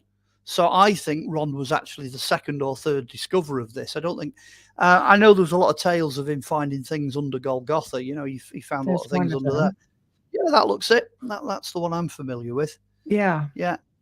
This is Discovery. So I'm saying he got a photo of it, and it's just wedged right in there. Yeah, it's not looking all glorious, but it is right there. It looks like that's one of Ron's pictures, all right, but I can't really tell. Yeah, I don't think I can make it much bigger, unfortunately. Oh, maybe. Hold on. I don't know. Well, again, there we go. We got a score. Look at that. Yeah. I mean, the story with that obviously is, okay, that's not necessarily the ark. That could very well be. But it is another ark, nonetheless. It looks like a passable copy of what you'd expect to find in the temple. Right. But then it could equally as well be the real one, you know. They stopped his excavation. I'm not surprised on that. Yeah, he wanted to go further, and he goes, "Look what we found," and they they sealed it back up. That's what they did. Yeah. I mean, at the end of the day, you could say, okay, it's a cover-up and they're trying to hide it. Right. Or you could go down the other route and say, it's such an important artifact that they don't want it destroyed. No. Now, Ron learned a lesson here, because when he found Noah's Ark, he also found the grave of Noah and Noah's wife and a couple of Noah's children. He actually found the grave, but then he made the mistake of letting that information leak out. And within 12 months, the grave and all the contents and the bones and everything were gone, because it was raided. Literally, the locals raided it and it wiped it out. And where did they find all of that? Is it foothills of Ararat? Yeah, it's the foothills of Ararat. You know, that top or the bottom? Bottom. It was where the shape that looks like the boat is. He started there and then he worked out, and it was in another neighbouring village. So you're talking about something that's been there, 8,000 years plus, this burial. No doubt about it at all. And there was inscriptions on the tombstone and everything. That is so sad. And then they just pulled it apart because it sat on the surface, because he identified it for them. They just tore it to bits. So that might be why they're not doing anything else with the information about that. Right. If that's the Ark of the Covenant, the last thing they're going to want to do is destroy it. Because there's a prophecy in Revelation that when the end times come and the temple's rebuilt at Jerusalem, the Ark is going to be brought back in. Right. So they're going to have to dig that out when they need to dig it out, if that makes sense. Or go and get the one from Axum in Ethiopia, if that one turns out to be the right one, Well, I mean, the story with that as well, when you look at the Queen of Sheba bringing it back after her having, a son with Solomon. And it's Menelik, I think, is the son. Yeah, Menelik is the son. Yes. Son of Solomon. But then Solomon was, pretty prodigious. He had 1,000 wives. So, Well, if you can even go back with that, because if you look into symbology and things like that, they tell you Solomon, S-O-L, son of man, did he really exist? Like, it gets weird. I think he did exist. I'm just saying. Again, it's doing your due diligence. The thing with Solomon not existing is because they can't find anything that has Solomon written on it. Yes. Well, okay, but they've found his cities, they've found his defensive works, they've found temples everywhere built according to the Temple of Jerusalem plan, but at the same time, they're digging up that phase in Jerusalem of the temple. They know where it is. Then it kind of brings me to this book, which I showed you. Is very. It's not that it's super difficult to find. I kudos to anyone that can find it in a bookstore. But The Refuge of the Apocalypse, Doorway into Other Dimension, the story of Rennes Le Chateau, hence The Key, written by Elizabeth Van Buren. This was turned on to me by my friend Richard Stanley, who does tours down in the south of France. He's also a film director. People might know him better that way, through the Color of Space with Nicolas Cage, Island of Dr. Moreau, things like that. But he's also written, a book, Crusade Against the Grail, the Otto Ron story, which took him about 30, 40 years to do. That's like my King Arthur one. I thought I was the only person stupid enough to do that. But I think you research it to death and you rewrite it 100 times before you let it go. Right? Absolutely. But something along the lines in here, because I have perused it. I have not had a lot of time, paid handsomely for it, because I did not get to find it in a bookstore, and it really was a rare find. But a hypothesis as to some of the reviews that I've read, where I think she went with this, is that it may have been a Temple of Solomon, or one of the temples of Solomon may have been built there at Rennes Le Chateau. Anyway you look at it, it is of great significance. This area. So we're coming back to this area. The fact that it even gets mentioned in the Da Vinci Code, that along with Rosslyn, shows two areas which are very, very significant. The important key to it is it's your evidence, because if you've got a temple that's built at the same time period, so the ruins, the archaeology, etc., at the same time period as the Solomonic era, then you're onto something incredibly hot. That is so rare and so important, and most of them are only in the Middle East, in the area where the Kingdom of Solomon was. Then if you move forward, once the Jews scattered, so you're now out of the BC period into the AD period, they do turn up. You do get that ground plan for temples, which are actually Jewish synagogues from the beginning of the diaspora, when the Romans scattered them all. So 1st, 2nd, and 3rd, and even 4th century, you occasionally get this ground plan popping up. I would hazard a guess that that's probably what you're getting in the south of France. Because Hitler himself went to visit that one. Exactly. Well, you sail across the Mediterranean from the Middle East, and there's no reason why you wouldn't land in France. No, and exactly. up pops a Jewish But the community. thing is, they looked for holy relics. They were on the hunt for holy relics, and that was one of their stops. Hence Otto Rahn, the story. But the last bit is quite important, because then you get the Freemasons. Yeah. And they build things using that ground plan as well. Same. So actually, you've got 3 options there. You've got something round about 1300, 400 BC. You've got something that's 1st, 2nd, 3rd, or 4th century AD. And then you've got something that's modern.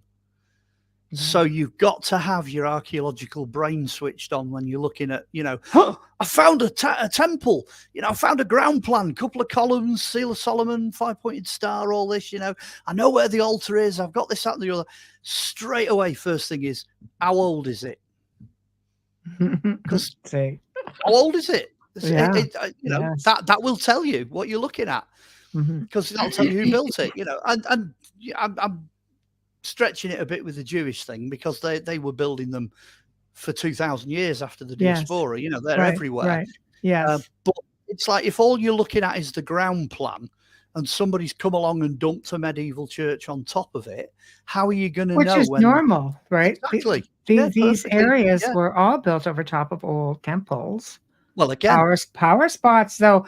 But if you're getting into, the Temple of Solomon, or Temple of David, the area it was believed that there was some sort of portal vortex in there, because there was a lot of references made to people not being able to go past the first part of the temple, but those who went in where the ark was it the ark itself that created this? But people would be able to go back and forth. They talked about how they would just go back and forth, or how the angels, maybe they're aliens.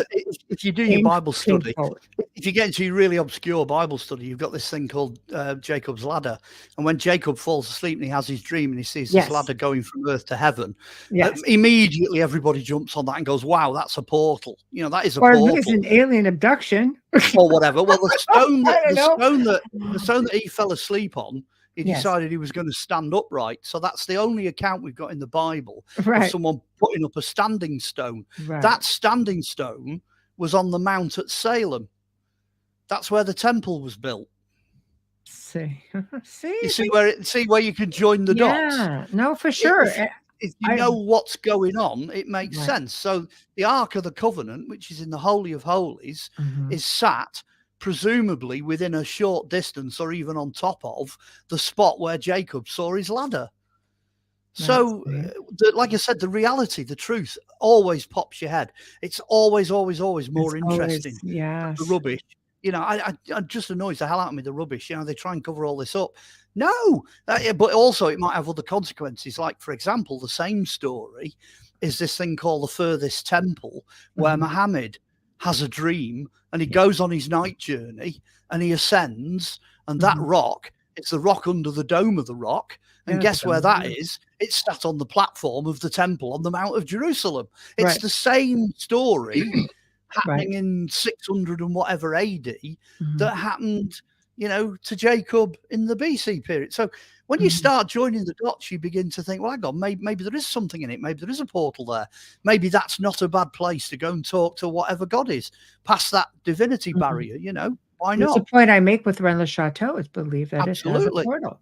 So I'm not kind of rubbishing the basic, the background. No, but I like, for me, it's just trying to tie in the areas that are mentioned in the Da Vinci Code per se, or some of these books that predate it. They seem to go in back to Rosslyn, and what's hidden under Rosslyn. Well, we had Sean Williamson on, who's a very, very good friend of Andrew Sinclair, and is the caretaker of all of his research, and who has done work. He does work for the Sinclairs, And my big question to him was, I need to know what is under Rosslyn Chapel. And he laughed and he goes, Templars. He goes, of buried, course, dead right? The family, right? Templars. It's like the family crypt, right? So I'm like, I knew it. He goes, but other things as well, with it. And the problem they've actually got, I mean, again, it's in context because it appears in the film. So Rosslyn Chapel, the problem they've got, because I spoke to all the archaeologists and people involved in this, right. They actually found a little crack. They found a piece of the floor missing, yes, and discovered that they could put a camera in. yes. So they actually went in with a camera. They managed yes. to map out using LiDAR and various other, not LiDAR, ground penetrating radar. They managed to map out what they were looking at. So they know that the crypt's there. They know it did have originally an external entrance. They know that it's full of, tombs and bodies and that. But when they put this camera in, they discovered what the problem was. The problem is, if you do anything to that crypt, it's full of sand. It's just deliberately full of sand, the whole thing. So when they built the chapel above it, it's almost like they dumped 1 million tons of sand in it and just filled it up. So you can't do anything. You can't get in it. The thing will come down. Yeah, it'll fill up again. The more you get rid of it, the more it keeps going. And it might not even. It might not even be a deliberate booby trap. It might just be they had to do that to stabilize it in order to go up with the rest of the church. But I know Sean was given by Andrew what looked like a wooden medieval grail that came out of there. Yeah, I've got one as well. It's from Cheshire. I know, everything's in the back. I gotta come and visit. Everyone's got this in the back. Okay, I want to go visit the back. Come and see you. But your background's always more interesting than mine. There you go. Where was I going with this? Rosslyn. Yes. Is also said to have a portal. Yes. Yeah, absolutely. I mean, for me, and this has never been aired anywhere before, ever. I went to Rosslyn. I've been there 3 times. Once for me, but I spent the day. Well, I was let in there once on my own, which is fatal. You don't let an archaeologist loose on their own. So I had a look around the chapel. I had a look around the outside. All I can tell you is that I noticed on the outside, in the flower beds, you can pick up lumps of what look like iron ore. It's like iron metal lumps. Now, I couldn't decide whether that was man-made or whether that's just what you find on the site. But anybody that knows anything at all about dowsing, psychometry, ley lines, magnetism, earth energy, you name it, wherever you've got a high concentration of iron, you get all of those things. You get electricity, you get magnetism, you get, if those nodules that I picked up, because I only picked up a few of them, if they're natural, then it is what they call a hotspot. That church is sat on an electrical magnetic hotspot. And that's physical fact. The evidence is there. It's in the ground, The fact that it also feels like old ancient Tartarian stuff. How buildings were made to be able to conduct electricity because maybe they were... Or maybe it was just that the Vikings had lodestone compasses and suddenly discovered that the compasses went bonkers when they got on the site. We're not sure exactly how they did that, because you need to know where north, south, east, west is in order to site your church, because that's what it cites. It cites north, south, east, west. So if they went on the site to do that, the compass would just be doing this. And they'd be like, whoa, wow, this is an exciting site, So there's 101 reasons why they could have done that. Also, I mean, if they knew anything to do with like pyramidology and pyramid technology and stuff like that, your magnetism, your earth energy and stuff like that, it preserves bodies. So if you're going to have a crypt full of bodies, and things like that, it spills out, in so many different directions. That would make a lot of sense. It doesn't have to be a massive conspiracy. You can use the science to back up what they were doing.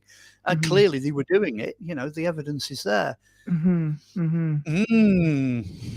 It just, you could just go on and on and on with this stuff. So as we're slowly wrapping up, and then have you missed anything? That's the important thing. Is there anything you're missing? The Da Vinci Code, in essence, I think we've probably hit all of the major subjects. I can't think of, there's a few we've missed. I mean, like, there's that bank vault where he goes to get the secret cryptex or whatever, and all that's made up. You know, there's Well, none of that. It was staged for the movie. It's like if you go downstairs in Rosslyn Chapel, you know, and you go looking for the Mary Chapel, and you open the door, you know, that she opens to go down into that. You open the door, and all the buckets and like mops and dusters all it's fall just a out. closet. Right. The closet. But what's behind those doors in Yeah, that closet? Does it have a false door? No, no. It was a stage set. That's the point where they I had put to the ask. Hollywood Yes, thing. I had to ask. Yeah, I and the think guide. the next was big gonna one is Mary Go on. Magdalene buried at the Louvre under the pyramid? Probably not. There are a lot of. I'm going to say I don't know where she's buried. Okay, so let's come up front and be honest. I don't know where she is. Right. But there's a lot of good sites, archaeological sites, that claim to have her. You know, I mean, Graham Phillips wrote a book, Marianne Conspiracy, and he's got her buried on flipping Anglesey. You know what I mean? If you follow the Arthurian law, there's just a possibility she might be buried underneath Joseph at Llangollen in Wales, in North Wales. But then if you start going back, if you have a look at what the Romans had to say about where they thought she was, they think she's buried somewhere in the area where she lived. You know, somewhere around France. Well, ended up in the south of France because there's temples and churches to her everywhere. There's a cave that she, in her later years, she was said to have spent a lot of her time in a cave.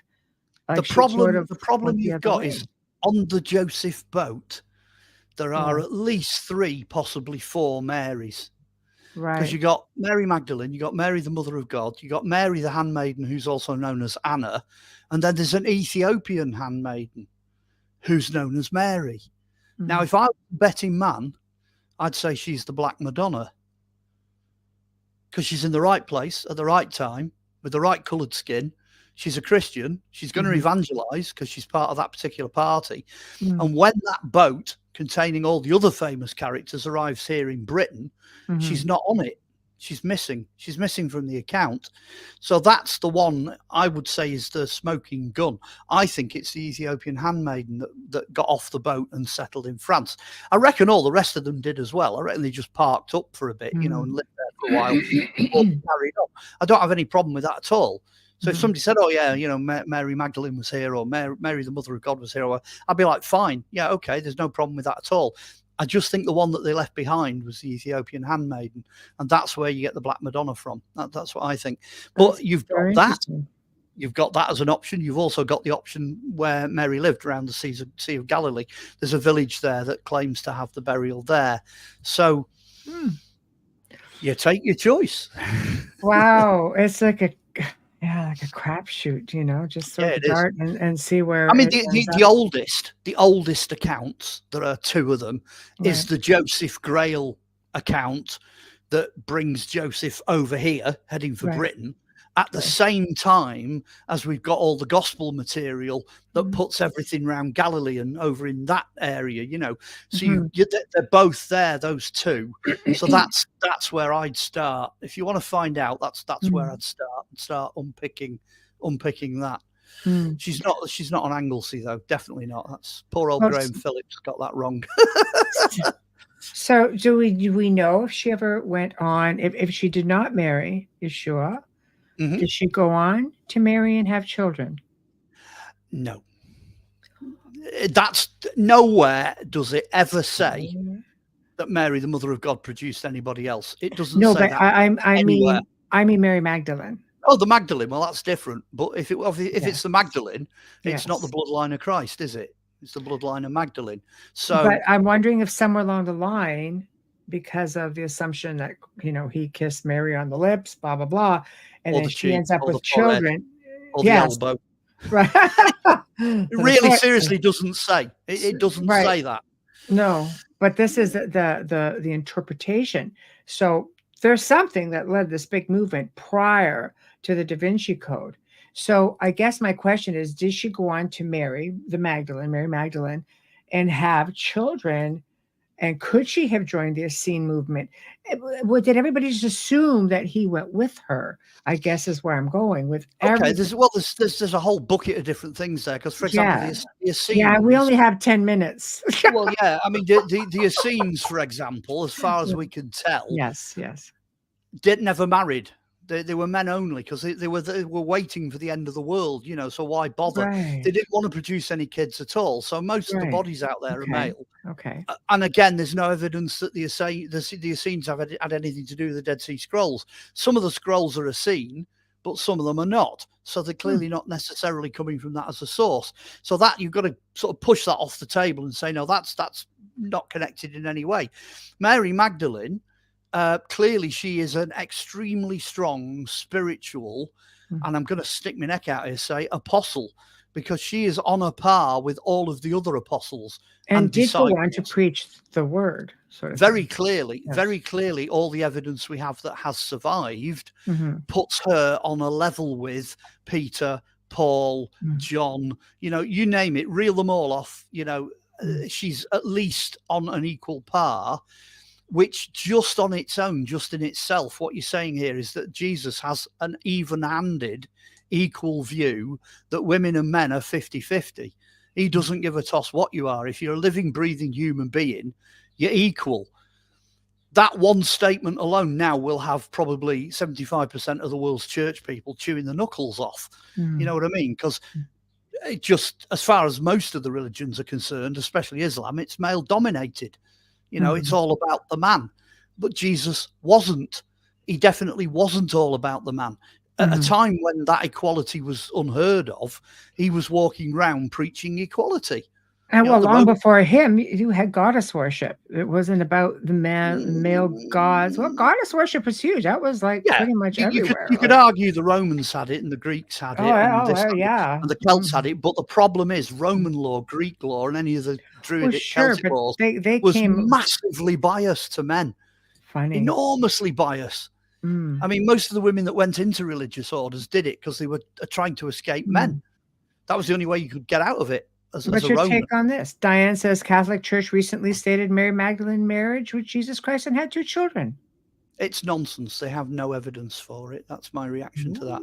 And I would say, okay, the representative of the Catholic Church is the Pope. The Pope, everything that he declares on behalf of the Catholic Church is in writing. Their papal dictates, their papal decrees. So that could be a rumor, and I would say, right, scutter off, go to the Catholic sources or whatever, speak to your local Jesuit and find out where the Pope's declaration on that is, because again, I'm going to stick my neck out. I'm 80% certain there won't be one, because as far as I know, because I follow the Catholic stuff quite religiously. I'm not a Catholic, I can assure you, but I follow it. We spent three years educating in Well, I'm independent church. I'm a different, but I am qualified because I did the Bible college side of it. But I've studied the Bible now for how many years? Over 50 years. So, I've got all of that. And I know people. I know Jesuits. I know Masons. I know, Templars. I know people who are exactly what they say they are. So if I wanted to know that, I'd go down to the Chester Cardinal. I'd knock on his door and I'd say, okay, papal decree, where is it? Where does it say this? I would venture to say that you probably got that off the internet, because I don't think it's true. I don't think that's right. The Catholic Church absolutely 100% know for a fact, absolute fact, that Mary is Queen of Heaven. I'm using Catholic words here. She is Queen. She is Mother of God. She is the Mother of Christ. This is proper, nearly 2,000-year-old doctrine. That's what it is. There is no way they're going to suck somebody like Mary Magdalene in, who is, this little nobody Hebrew handmaiden. They're not going to suck her in. Well, it's also admitting that, information. They haven't divulged everything, and I think this is where people want more answers. They're just very secretive about some things. It's like you're saying, well, we're taking a word for it. Just because they did a doctrine or a pope 2,000 years ago decides to put it in writing doesn't necessarily mean that it is the word. No. Right? But on the other hand, eliminate the New Testament, get rid of that, because Jesus didn't have it. It wasn't even written at that point. He was still alive on planet Earth. The only thing that Jesus had was the Old Testament. Right. So when you go back to the Old Testament and you have a look at what happens when a virgin's broken by a male, doesn't matter how they're broken, Correct. you know, that is a contract written in blood. Correct. Well, that's a fact. And that was a fact when Jesus was alive. So I'm speaking his culture. I'm talking Hebrew now. That's what was going on back then. Now, if he came to fulfill all the laws, that is the known historical significance of the virgin birth, is that God marries the goddess. You know, he's joined to her. That then means he cannot have anybody else. He is a type. He is a physical type of the original perfect Adam. And the original perfect Adam, which caused all the sin and everything, his entire ministry was to become the new Adam and die as a sacrifice to eliminate that sin. That's the only reason, the one and only reason that the Bible and Jesus and everything exists. That's the whole purpose of it. The minute he then decides to take an Eve and go and do that, then he's blown it. It destroys it. It ruins it. The actual idea that somebody can die to cancel out something that was done disappears totally. So I'm speaking flat on 100% here. Bible doctrine. That's what it is. That's what those books say. So, you know, people can make up what the hell they like, but they're miles away from the source material. You know, they're hundreds of miles away from I think we just have to look at where the source material comes from. If it's written by man, the Old Testament's Egypt. Yes, I know. You know I think the argument is if it's written by man, it could still be. It would still have errors because it could do. But Jesus studied in Egypt, right? Between the age of 3 and the age of 13, when he turns up in the 12, when he turns up in the temple, he's flipping studying in Egypt. So he knows all about the Genesis story and stuff. He's got his facts there. Yes, he knows it. So that's why. I wish we had more time. This always happens.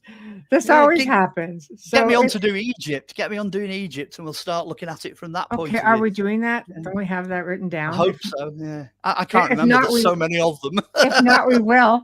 Keep going. We'll switch things up a bit. Let me check my notes. Let me check my notes. Let me check my calendar. But oh my gosh. Okay. Long story short, you're saying. The Real Da Vinci Code, not what we think, nothing, naja.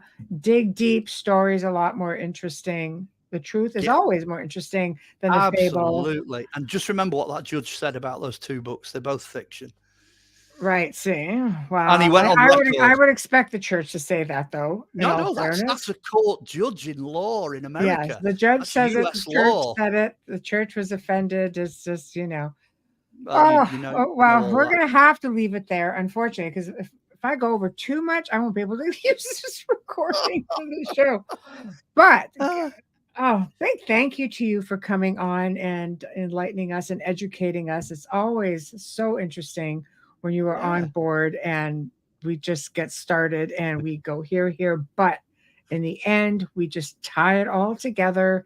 I just know because of, you know, the things that I've mentioned, because I know what people have said or asked throughout different episodes that I've had, or people email me with information. And I've read the book, I've seen the film, I have read different books, because that's what I do. I like to read and I like to see what is it all about, especially when I know I have a segment to do and I start to dig and I'm like, what the heck is this? And what the heck is this? I'm just going to ask Mark. So here we are.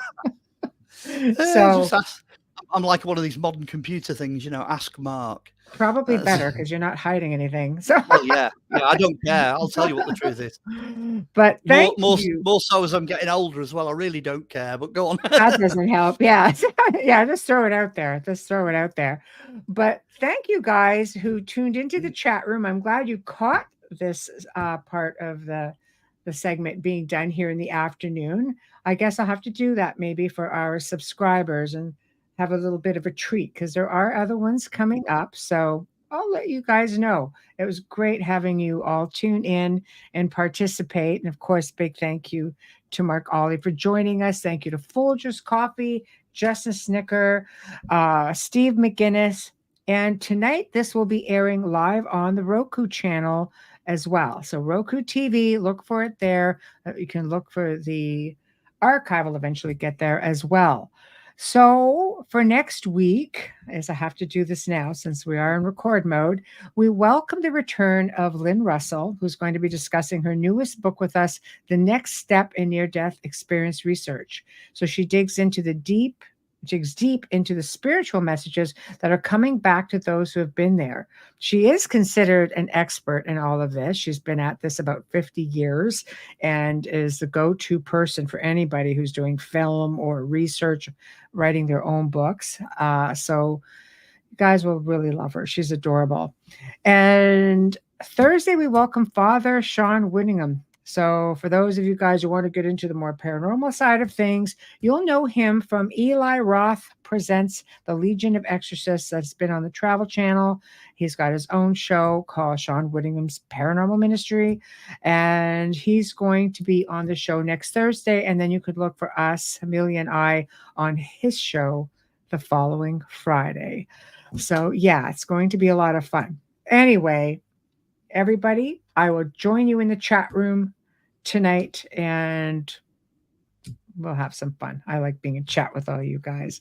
So from Mark and myself, good night. Have a safe good one. afternoon. Have a great weekend.